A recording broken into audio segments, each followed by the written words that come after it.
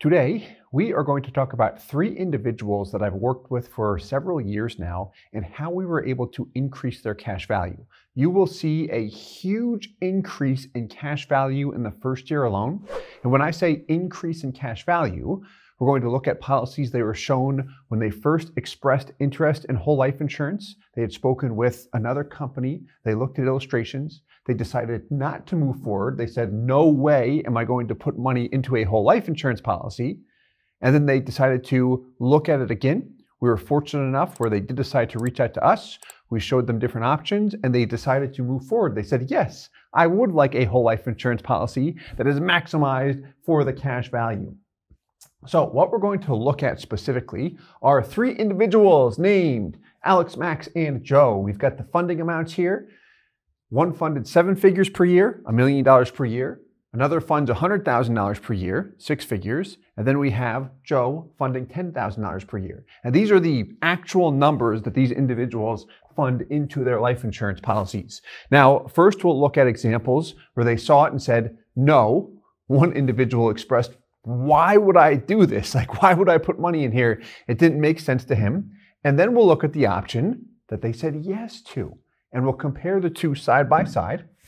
And what we'll go through specifically is the difference to you, if any of these scenarios are you, the difference to you in cash value as the policyholder. And then we'll also go through the difference to me as the agent. We will focus specifically on the commission. And we'll go through a detailed breakdown of one of these examples. We'll use the $100,000 example. And what you'll see is that comparison as far as there's no way that I'm doing this compared to yes, I am doing this.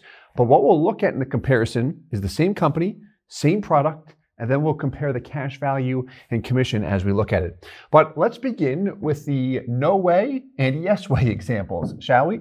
Firstly, we've got Alex here. And what do we see? So we see up top how much he is funding the policy with per year. So $1 million per year. We were able to increase his cash value by $650,000 in the first year alone. That is just year one. Here's how. Before he had met with us, he was shown a proposal with $1 million per year. And in green over here, we see his first year cash value. And this is an approximate, because this was shown with a different company, where he has about $300,000 in cash value in the first year, which is a $7,000 hit. Would you do this? Most people would say, no way. Why on earth would I do that? Now, if he continued to fund $1 million per year, when he looked at the illustration, the break-even point was about year 10. That means it took 10 years to get his money back. So at $1 million per year times 10 years, that means he would have paid a total of $10 million. And by year 10, he would finally have $10 million, more than what he paid in. Or that's the first year he actually got his money back. So he said, there's no way I'm doing this. He continued to research whole life insurance. He was interested in it for the cash value being a safe area to position money, being able to access it like a personal line of credit that has to do with the loan feature. And then also the tax benefits are very attractive to him because he is in a high tax bracket. And then what we've got to the right is after we had met with him. So he ultimately moved forward with a policy that gave him about $950,000 in first year cash value and a break-even point of about year 3. World of difference when we look at that. Now, what I didn't hit on yet is what we see in red, those 2 bars. If we go back to the example of the one he didn't move forward with, his cash value was $300,000. What was the commission to the agent? About $600,000. That's a very, very large payday, isn't it? Yes, but he decided not to move forward with it without even knowing what the commission was. Same is true of the example on the right. The cash value was maximized, but what happened to the commission? It was reduced. The total commission was just over $40,000 in the first year. So that was Alex. Let's take a look at our next individual. We've got Max, who's funding a policy with $100,000 per year. Now, the first option he was shown was set up a little bit differently, where when we look at it, $100K per year going in, his first year cash value is what? About $60,000. The first year commission to the agent is what? about $50,000. The break-even point was between year 7 and 8. This plus this resulted in him saying, yeah, I'm not doing this. I do not want to take a $40,000 hit, and I do not want to wait 7 to 8 years to get my money back, because there are other things I can do with my money in the meantime that I feel can produce higher results. So I'm not interested in this type of setup. And this, again, was before he met with us. So he decided not to move forward with that. Then we've got the option to the right. Same out-of-pocket to him, but his first-year cash value was just about $88,000. Break-even point, year 4. This is a different product than what Alex was shown. Alex was putting $1 million per year in, so he did have a different product available to him that provided more cash value up front. But we see some consistencies here, don't we? You've got about 88% right out of the gates, a break-even point of year 4, and a first-year total commission of just over $11,000 instead of $50,000. See what's going on here? One bar goes up, the other goes down. Let's look at Joe. So Joe is funding $10,000 per year. And what do we notice here? Well, here we've got a traditional policy, which is just 100% premium. He's just buying a life insurance policy that has a premium of $10,000 per year. With a traditional policy, you'll typically see 0 or a very, very small dollar amount in first year cash value.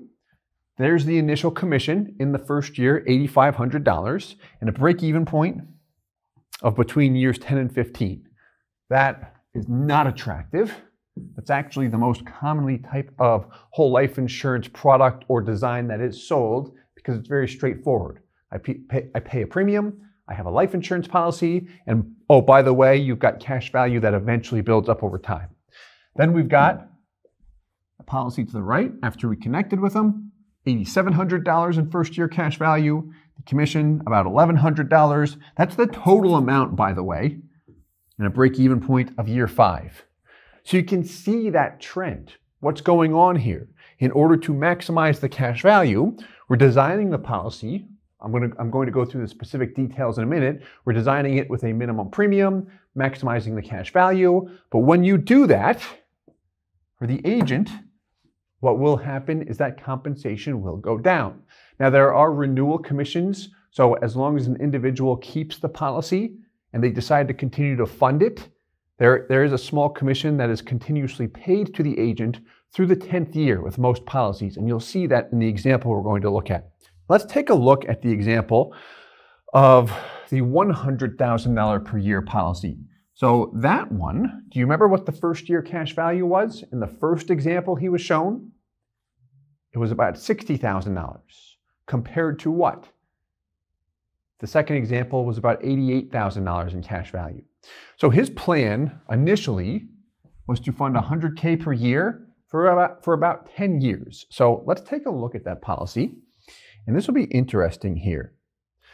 So to the left, we've got what he was initially shown. This is the option he didn't want. So $100K per year total going in. We can see that in the annual funding amount here. But to the left of that, we've got a breakdown as to where his money is going. We've got his base premium and then his paid up additions rider, PUA rider. That's short for paid up additions. So the base premium with most traditional whole life insurance policies does not show up in cash value in the first year and sometimes the second year. In this particular product, it is only the first year. So the base does not show up in cash value. The majority of the paid up additions rider does. His net out of pocket is $100,000. So let's take a look at his cash value. What do we have here? Well, first, we've got that column in black. That's your total funding. So this helps him track the total amount he's paid into the policy. So for example, he paid $100K in the first year, total out of pocket is $100. Year 2, he paid $100 again, total out of pocket is $200. What's nice about this is you can see exactly when you get your money back or break even. It is between year 6 and 7 in this example. You're positive in year 7 when we look at it. Year 6, you're still behind a little bit. So there's his break even. By year 10, he has almost exactly a $100,000 gain. So this is what is often referred to as a 40-60 split. And what that means is 40% of your total payment is directed toward the premium, and then 60% is directed toward your paid up additions rider or your PUA rider. If life happens and you cannot fund $100,000, you can elect to pay just the premium, which in this example would be $40,000. So the higher the premium is, the higher your commitment is as well, which is good to be aware of. So that's the $40,000 premium example. Now let's look at the design he ultimately decided to move forward with. And this is very similar to what he moved forward with. He started his first policy. It was an option where we set it up where he could max fund it for 5 to 6 years. This one is very similar, but funded aggressively for 10 years just to keep it consistent with the original one. But what do you see here? You've got the same 100K going in, but instead of $40,000, like what we have to the left, you've got $10,000. So if this is you, your out of pocket is exactly the same, $100,000 per year. The difference is your base premium is at 10% and your PUA rider is at 90%. We'll refer to this as a 1090 split policy. Now, of the base premium, how much doesn't show up in cash value in the first year? All of it, only in the first year with this particular product. These two, by the way, are the exact same product with the exact same company, same health rating. Everything's the same except for where the money's going. So now you've got $10,000 with $90K toward the PUA. Net out of pocket is $100,000. Let's do the same thing. You've got your total funding, cash value, and then death benefit. What do we see here? Break-even point is between years 3 and 4.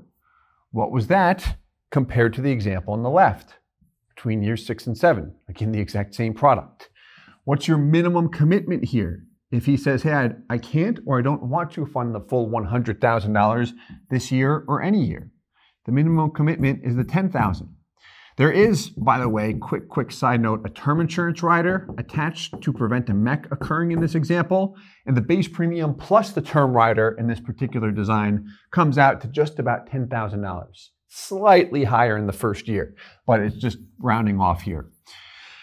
But here, breaking even between years 4 and 5.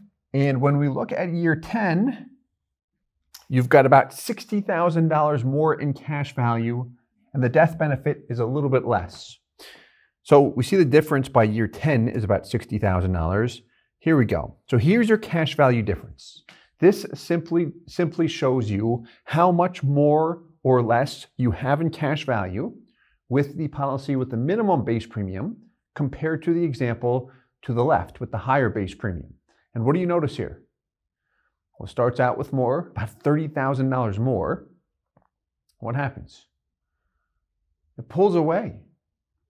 And we stopped funding both of them after year 10. Our out-of-pocket is 0 beginning year 11. But that cash value continues to pull away in this particular example.